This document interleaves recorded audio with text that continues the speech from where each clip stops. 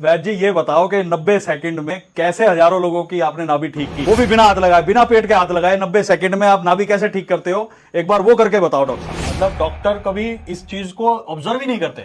कैसे पता लगेगा कि धरण गिरी है, क्या है, मतलब क्या होता है? अभी आपने जैसे कहा कि लोगों का पेट खराब हो रहा है, तो उसके पीछे कॉजेज बहुत सारे रहेंगे ना, उसमें से एक ही ये पार्ट नाभि का डिगना। गिरती कैसे कैसे पता लगता है कि नाभि गिरी है? जैसे अभी की है, चलते फिरते कोई नाभि गिर रहा है। अब अगर गलत तरीके से अगर आप कोई भी आसन अगर आप करेंगे तो इंजरी किसको होगी? ये धरण वरण सुनते हैं डॉक्टर साहब, आयुर्वेदा में कई तरीके बताए जाते हैं। कभी मैंने देखा है कोई कप रख के धरण ठीक कर रहा होता है। तो आज मैं आपसे ये जानना चाहता हूं कि ये टोटल क्या साइंस है, क्या साइंटिफिक अप्रोच है, क्योंकि मुझे नहीं लगता कि इसमें कोई साइंस भी है। मैं डॉक्टर संजय जाखड़, आयुर्वेदिक कंसल्टेंट हूं। और जैसा अभी नवीन जी ने जो सवाल किया, एलोपैथी के अंदर नाभि का किसी तरह का कोई वर्णन नहीं है। जो शुरुआत आपकी किसी भी जीव के पैदा होने की जो शुरुआत होती है, तो बच्चा जब पेट पड़ता है तो वो अम्लाइकल कोड से ही जुड़ा हुआ होता है। ये आपके फूड पाइप है, फूड पाइप के नीचे ये आपका एब्डोमेन है, और इसके बाद इधर ये वाला पार्ट आपका लीवर का पार्ट होता है, ये आपका गाल ब्लैडर का पार्ट होता है। थोड़ा सा मैं इसके साथ साथ लेके चल रहा हूँ।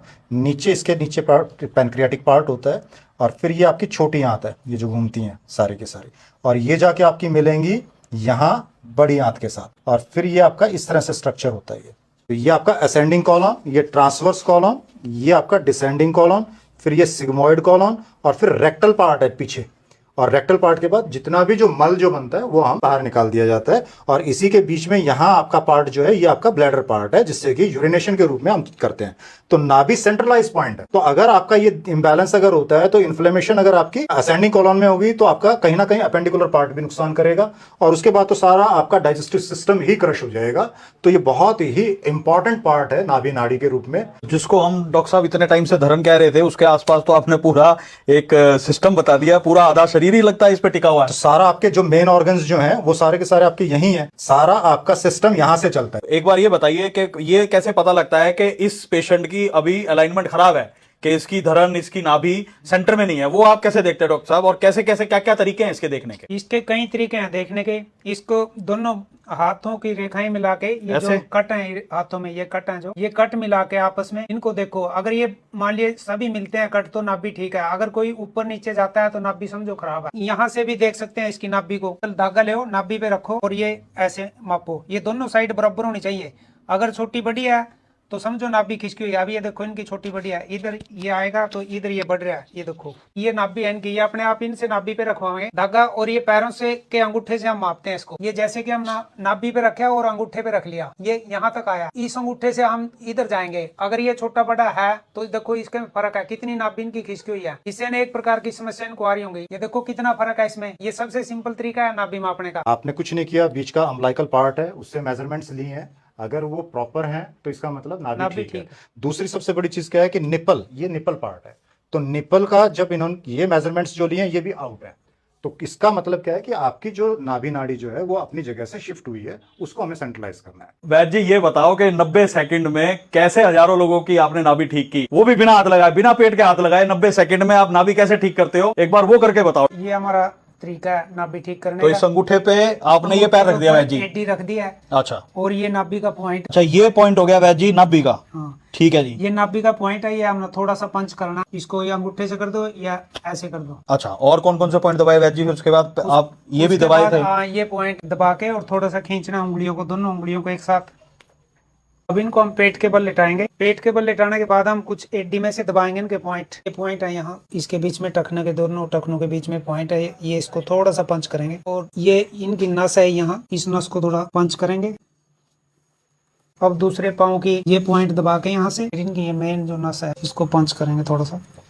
अगर हम इन दो चीजों का भी अगर इस्तेमाल करना शुरू करें तो हम बहुत सारी बीमारियों से हम बच सकते हैं। बड़ा सिंपल सा है। अगर एक छोटा सा अगर इसको कहूं तो हल्का सा 1 से 2 इंच आपको पैर ऊंचे करने हैं, सिर्फ 1 से 2 इंच। जितना हम कम करेंगे तो आप देखिए, थोड़ा महसूस करेंगे तो सबसे ज्यादा जोर, देखिए मसल सारी टाइट हो गई। प्रैक्टिकल चीजें समझे, विश्वास मत करें। आप प्रैक्टिकल जब अप्रोच करेंगे, खुद अपने ऊपर लागू करेंगे, तब आपको अनुभव होगा कि सबसे ज्यादा कहां दबाव पड़ रहा है। हर एक पेशेंट की अपनी कैपेसिटी है। आप कुछ सेकंड के लिए इसको होल्ड करें, रिलैक्स करें, 5 बार आप इसको करें, उससे आपको फायदा मिलेगा। नंबर 1। नंबर 2, जब भी खाना खाए तो वज्रासन के अंदर, अब आप देखो इसके अंदर दोनों अंगूठे मिले हुए हैं और एक फाउंडेशन। एक बार मैं रिक्वेस्ट करूंगा, एक बार आप ऊपर उठें।